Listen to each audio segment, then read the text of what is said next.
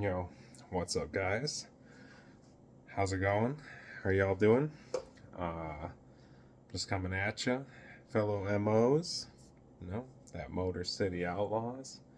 Uh, I had the marker out this week and was practicing some stuff, and just wanted to share a quickie on some things that I was noticing when I was holding the marker.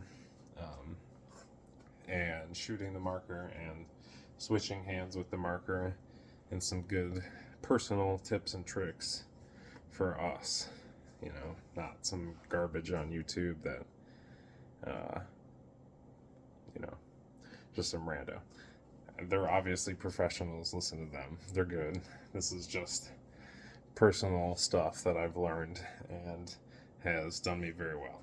So, and of course, we're learning new skills and building new skills. So, talking about that. So, first things first, uh, let me just do, let me do two things. We're going to talk about holding the marker, and then the second thing is switching hands with the marker behind bunkers, and just a couple tips and tricks with that afterwards. And there's actually a wall right in front of me with a little hallway here. But with the video, anyway. So, the first thing with holding your marker is having good, steady hold on your marker, for one.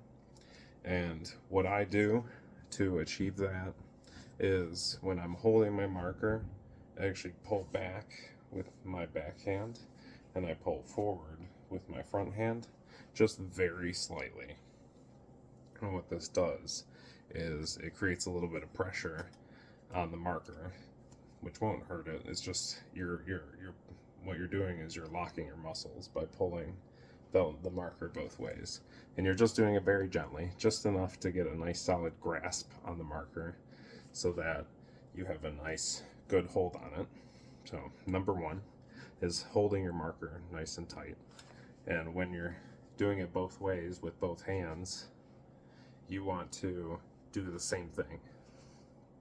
So again, and what I'm doing is I'm pulling and I'm pulling, and it's locking the marker in my hand, and that's holding the marker. The other thing is when you're shooting with,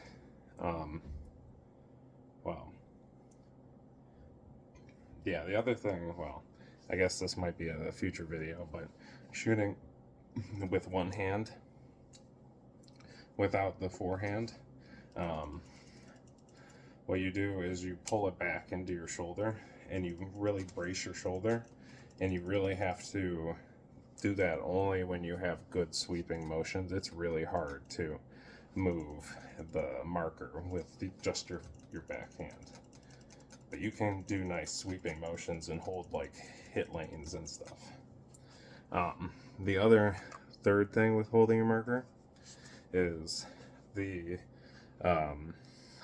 shoot and lock, which you can do with the underside of your back rib here and the upside of your tank. So what I'm doing is I'm pushing down with my arm, and I'm pushing up with this part of my wrist, and the tank is directly on the bottom of my arm. And what that does is it locks the gun into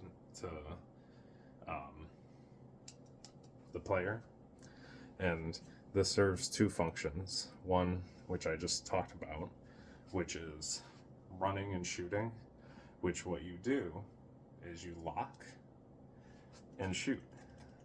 And what you have to do is get used to, one, the altitude difference. You have to get used to shooting with bracing with your hand, and get used to locking with your wrist here. So that's how I'm doing it. Locking with the wrist and bracing with the arm. Function number two of that, holding the marker. and I apologize that this is getting a little long, but these are all valid things, is when you lock the marker in this fashion, even without shooting, you can use it to run. And this is how I always run when I can. And that is that when I'm making moves, I'll be taking my lane. I take dominance, I want this move. I come down holding the lane, lock my gun, and then take off from here. And this is my takeoff. I'm still holding the lane on my guy. And then I would come out, and then from here, I now have my lock, which I use to run. And what this does is it pretty much gives you a 20 or like a 10-pound weight on your arm that you can swing for free momentum. So you can just like swing it and generate free momentum from your right arm or from your arm, so your gun arm, or whichever one you're running. If you're running left and you need to run left, anyway, I digress. Anyway, just some stuff. Another cool thing, little tips and tricks about holding. Everyone should be comfortable holding their marker in any way, in any form, not just like this. We all need to be comfortable holding markers in ways that are kind of not really how you hold a marker. And the reasoning for that is because sometimes when you eat shit, you need to get your marker back. And sometimes it doesn't look like grabbing here. Sometimes it looks like fucking toting the gun down from outside your bunker, and you're just like, get over here. So that's another thing. And you should be able to do it both ways too. Like, be comfortable with your markers. They aren't toys. These can withstand some pretty harsh punishment. They're not going to break with you holding them in funky ways. That's why I always, like, when I hold guns and stuff, like, always take markers in funny ways, because it's just interesting to get a feel for how the marker feels in different ways. And bonus tip here, if you're still watching, is that if you get used to holding your gun in interesting and different ways, sometimes shooting in weird and interesting like patterns because you have to get tucked into weird things gives you an idea of how your gun feels and acts. So bonus. So on to point number 2, which now that I've gone through point number 1, I've almost forgotten. But it's switching hands. So there's just a couple points here. This one's fast, I promise. It's that when you're switching your hands, you don't want to fall for the couple traps in switching. You don't want to do number 1, which is this. And the reasons for that is it takes time and it spends a lot of energy because you're doing a lot of motion. And over the course of a long day, or points and stuff during the day, especially when we get towards the summer and we're playing 3 or 5 mans, you have to remember that's going to be hot and it's going to be very taxing. So you want to minimize your momentum and your motion whenever you can and win with energy saved in the bucket. So whatever we can do to do that is good. So, let's see. What's some other common things that I've seen a lot of, like, you're in the bunker and the bunker's like here and you come up and you're like doing one of these behind the bunker, like something like that. And that can be fine if that's the only option you have.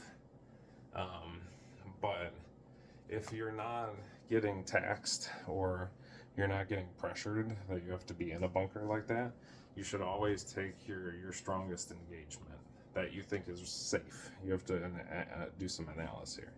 But anyway, you're taking your lane, right? And you're just holding your lane, and your back corner guy is like, "Yo, Austin, can I get help on the snake corner?" And I'm like, "Hell yeah, bro.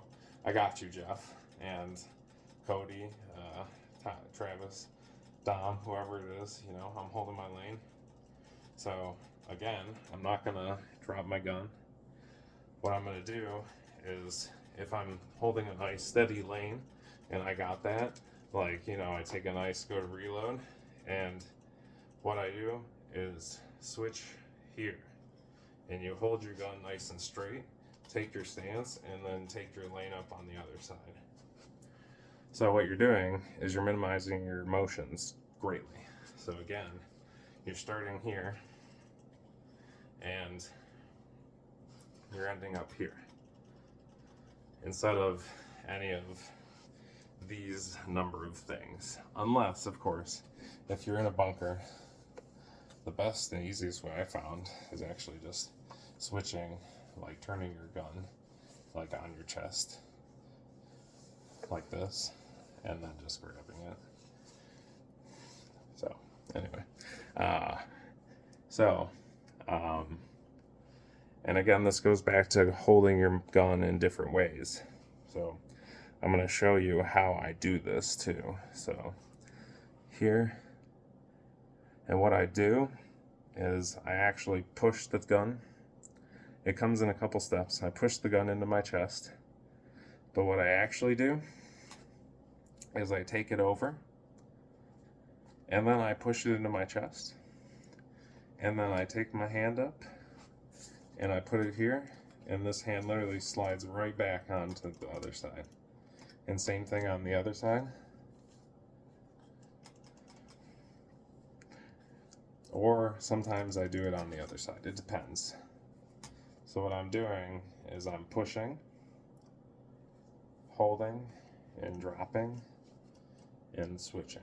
Or sometimes I'll switch. It depends.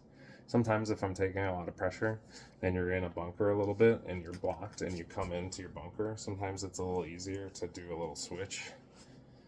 Like switch the sides, or like if you're shooting really tight and you can switch over like this,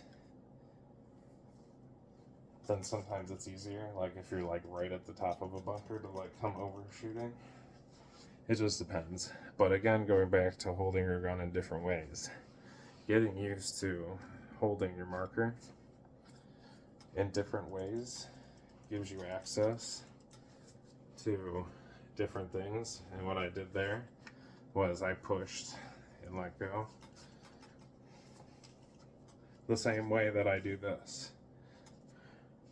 I push with the front hand, let go, come back, and either use this hand, or again, sometimes I'll switch, and then once I switch it here, then my front hand's holding, and we do this. Or sometimes I'll switch, and then I'll grab the back and grab the front. It just depends. Probably in the heat of the moment. Let's see. Let's give it one. Okay, so no, I don't do that. I guess what I did was I shifted the whole gun completely.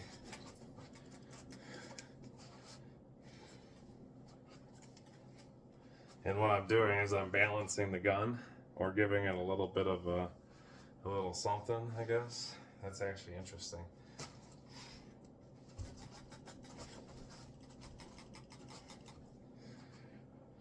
Okay, anyway. Just some interesting little tidbits about shooting, and some interesting ways to manipulate your marker to hold it in different ways and get used to switching while you're still shooting. And again, that's just to minimize your actions and momentum and movement and everything, and to maximize your time, because going from here to here only takes me a second or two, where doing anything else obviously takes more time. Okay. Is that it? It's almost 15 minutes. I'm thinking the only other follow-up that I have, well, anyway, all right. Peace, y'all. Hope this wasn't too long. I'm sorry it went for 15 minutes, but that's chill. it's good information, and I want to watch it back too because then I get to see my form and if I look any good. So we'll see. Peace.